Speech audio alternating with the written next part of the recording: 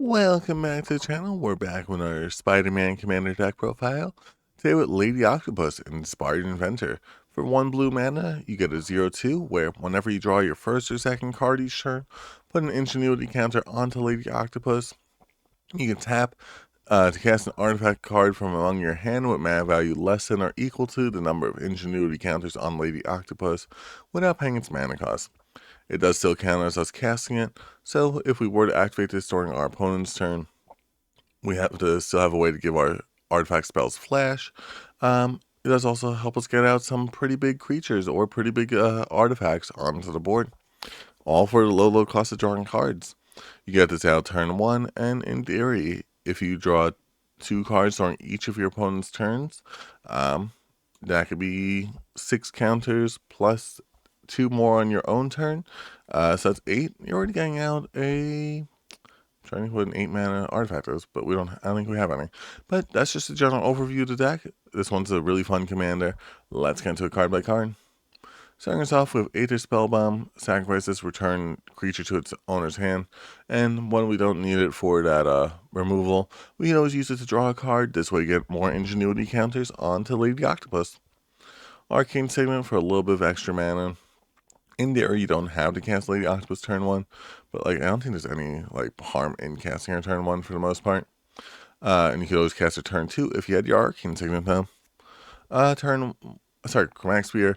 You can sacrifice it, add 1 mana of any color, and if it's put into your graveyard from the battlefield, you get to draw a card. So maybe this could be your turn 1 play as well, allowing you to get that additional draw power and some additional color fixing. This way helps us out Lady Octopus. And also you get this out just with her ability if you cast her turn 1, because she counts your first draw during your turn as well. Commander Spear, another one that allows us to draw some more cards and get us some mana. Just an overall good artifact, and drawing some more cards helps us get more artifacts. Conjurer's Bauble, sacrifice it, put the 1 target card from your graveyard on the bottom of your library, draw a card. It's the main ability we're looking for with this one, because like I said, most times with Lady Octopus's ability, you're getting her out turn 1, tapping her for a 1 mana artifact turn 2, and then getting out a 2 mana artifact that same turn, and you're already ahead of the curve. Darksteel Forge, this way when we get later in the game, we could get our artifacts all that get indestructible, so it's even harder to remove them. Oh, I just realized I made her a scientist rather than an artificer.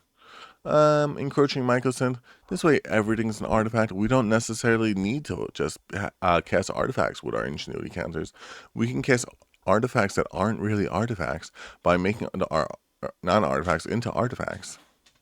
Final Mythos. At the beginning of each player's draw step, that player draws 2 additional cards. We want to draw some additional cards. This way we could draw those additional cards, allowing us to get some extra Ingenuity counters onto Lady Octopus. Only thing is it doesn't count if we draw a 3rd card, but still, could come in handy. Especially if we have some cards we get into later. Howling Mine. At the beginning of each player's draw step, if Howling Mine's untapped, which we have ways to tap it, that player draws an additional card during their upkeep. Midnight Clock, another way to make sure we're drawing plenty of cards. Draw 7 if we could get it up to the 12-hour counters. If not, just a good source of mana for this deck. Mycosynth Lattice, another way to make everything into artifacts. This way we can cast anything out of our hand. Portal to Phyrexia, oops, that's too low. Whenever this enters the battlefield, sacrifice each opponent sacrifices 3 creatures, and you start getting your opponent's stuff onto your board. Super fun ability, a little bit of a board wipe for your opponent's stuff, not for your stuff. And like I said, if you can manage to draw 2 cards during each player's turn, you can get this out in theory turn 2. Probably not, but you could, in theory. Repurposing Pay, in order to sacrifice your artifacts, in order to get new artifacts. So maybe if you did have that 8 mana spell, you'd sacrifice to go get your Portal of Phyrexia, get rid of a 5 mana artifact, go get Mycosynth Lattice, get rid of a 3 mana one, go get Phantom Mythos. All that type of stuff. This way you keep climbing that ladder in order to get the stuff off the top of our deck. Not top of our deck, out of our deck. Sensei's Divining Time. A little bit of extra draw power here when we put it back on top, and also organizing what we get so that we could get it for what we had the ingenuity counters for. Because we don't necessarily need a Blightsteel Colossus when we only have 2 ingenuity counters. Simulacrum Synthesizer enters the battlefield. You get to scry some cards, deciding what type of artifacts you're getting. And whenever another artifact with mana value 3 or greater enters the battlefield, you get some tokens that'll keep on getting stronger. Soul Ring for some additional mana. Surgical Skull Bomb, same as that first one that we had up top, so we could sacrifice it, draw some cards, return it to its owner's hand, and also return creatures to its owner's hand, or just draw cards to begin with. Swiftfoot Boots, just a cheap artifact that we get on the board. I keep putting Swiftfoot Boots and not Lightning Grease into decks. Anyway, yeah, just a good card. We like Swiftfoot Boots. Temple Bell, in order to have each player draw a card. That's us as well. That's an extra ingenuity counter onto, what's it called? Lady Spider, because we could use during any player's turn. The One Ring, some extra draw power. Put a burden counter onto this and draw a card for each burden counter on this card. You do this during any player's turn, so do it during your opponent that you didn't have another way to draw cards for. Unwinding Clock, this way you keep untapping our One Ring so that we can get that during every player's turn. And then we lose like a whole bunch of life at the start of our turn, but that's fine. Uthros, Research Craft. Whenever you cast an artifact spell, draw a card, put a charge counter onto the spacecraft. We still cast our stuff with Lady Octopus, so it can still get countered, but it still helps us out a whole bunch as well. Vidalcan Ori, once again, we cast our stuff with Lady Octopus's ability, so we want to make sure we can do it during our opponent's turn as well. Wayfarer's Bottle for some additional mana, and a cheap artifact. Then for our creatures, we have Artificer's Assistant. Whenever you cast a historic spell, you get to scry 1, determining if you want that next artifact or not. For our Game Ender, we have Blightsteel Colossus, Trample, Infect, Indestructible. You also shuffle it back into your library if it gets put into the graveyard somehow. But overall, we're going to be trying to get up to those 12 ingenuity counters so that we could get this on the board and win the game with those boots on it. Cyberdrive Awakener, other artifact creatures you control have flying. As creature enters, each non-creature artifact, which we have 24 in total, become 4/4 artifact creatures until end of turn. Potentially Game Ender if we have enough artifacts on the board. Darksteel Colossus, Trample 11/11, also indestructible. So, overall super helpful ability, creature that we're going to be trying to swing on our opponents with. This way, if we have both this and this in hand, we can still cast this even if we don't have enough mana. Well, not really mana, but ingenuity counters. Forensic Gadget here, whenever you cast an artifact spell, investigate, activate abilities of artifacts you control, cost 1 less to cast.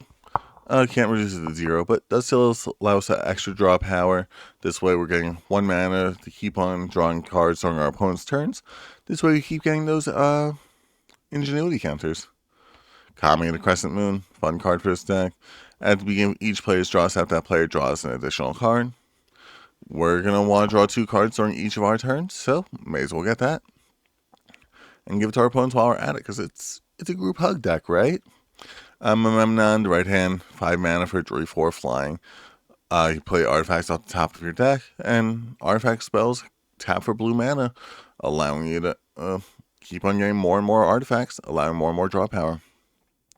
Padim, Console of Innovation, giving all of our artifacts hexproof, and allowing us to draw some cards, because hopefully we'll have the highest mana value spell.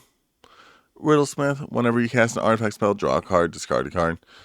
At a certain point, we no longer need our Surgical Spell Bomb. So, draw a card, get rid of that. Shimmermere, in order to have another way to cast our artifacts for flash.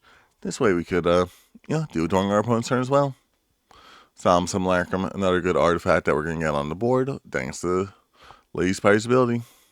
Spellskite, in order to make sure that when our opponent does try to get rid of our Lady Octopus without a board wipe, we just redirect it onto Spellskite, getting rid of their Generous Gift, their Sword Splashers, all the above.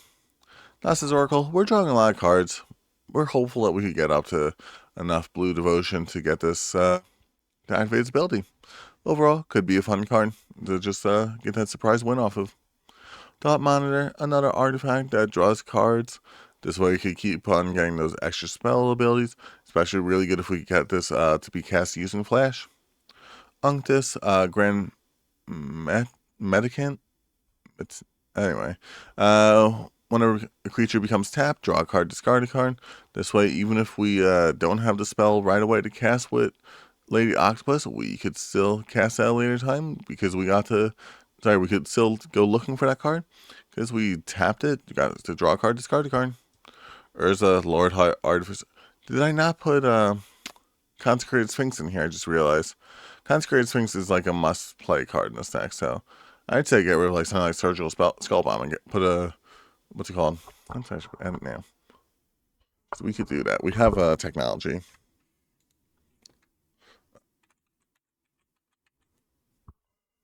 There it is. Oh, add skipped. It's already in your deck. Where is it? I didn't see it. Oh, it's in the draw power. Why do we have a separate pile for draw power? Anyway, there's a Lord Heart Artificer for some extra mana artifact synergy because he's the best artifact commander. I'd say like Amnon's a close second, like currently, or Emery, like definitely the top three. But still, we like to see it. We're just trying not to have stuff in our graveyard for Emery. And Vidalcan Archmage for that extra draw power whenever we cast an artifact spell. This way, you keep getting that draw power, keep on getting what we want to see. For some reason, draw power made its own category. Consecrated Sphinx, really good card in the stack. This way, we're drawing 2 cards in each of our opponent's turns. This way, we, get those All's Ingenuity counters onto Lady Octopus, potentially getting our Blightsteel Colossus in just like 2 turns. Flow of Knowledge, another way to draw a lot of cards. Draw cards for each island you control, discard 2. You have a lot of islands in this deck. You're playing mono blue. You're going to have a lot of cards to draw. Folio Fancies, no maximum hand size. We like to see it. And you pay 4 mana for each player draw 2 cards. It does help out everyone out a little bit, but still, getting those 2 Ingenuity counters gets us surprise Blightsteel Colossus. Frantic Search for a little bit of draw power and untapping our lands anyway, so we could still cast our spells. Vision Skines, each player draws 2 cards. We want to draw 2 cards. Why not let everyone else do it? And then Words of Wisdom. You draw 2 cards, then each other player draws a card. Why should we let our opponents draw 2 cards when we just let them draw 1? On to the second half of that. Oh, let me X that out. And, yep. For enchantments, we have Dictated Crewfix. In order to make sure we're getting that additional draw every turn. We've seen it. We like to do it. Efficient Construction. Whenever we cast an artifact spell, create a 1/1 adopter. We're casting artifacts left and right, so having a little bit of guards up is going to help us out. Mystic Remora. Whenever an opponent casts a non-creature spell, you may draw a card. Some of our opponents play only non-creature spells. Not only non-creature spells, they have to have a creature. No, actually, I was going to say they have to have a creature as their commander, but in theory, they could run a space station. But yeah, helps us out. Draw cards on our opponent's turn. An Unstoppable Plan. This way we could use Lady Octopus's ability during everyone's turn, not just our own. Then for our instance, we have an offer you can't refuse for some counterspell. Arcane Denial as a counterspell. Brainstorm to see what's on top of our deck and keep the artifacts in our hands that we could cast and put the other ones we can't back. Consider Surveil 1. Maybe you put your artifact that you can't cast into the graveyard and draw the other one. Counterspell for a counterspell, Dramatic Reversal, a way to untap Lady Octopus, so you get your better artifacts on the board. Opt, another way to get some good draw power. These are instant speed as well, so helps you draw a card during each of your opponent's turn. And Rapid Hybridization for some removal. Deep Analysis for some extra draw power. Fabricate in order to search out your Blightsteel Colossus, put it right into your hand. Dot cast, some additional draw power, and same with Windfall. Overall, she seems like she's going to be a fun commander. I feel like there are some like upgrades that can be made to this deck. It's just like a little bit odd, like trying to fit in both like the draw power synergies and the win the game using artifact synergies. So overall, if you guys liked the video, make sure you like the video. If you want to see more like this, make sure you subscribe so you can stay tuned. Thanks so much for watching. Hope you have a great day.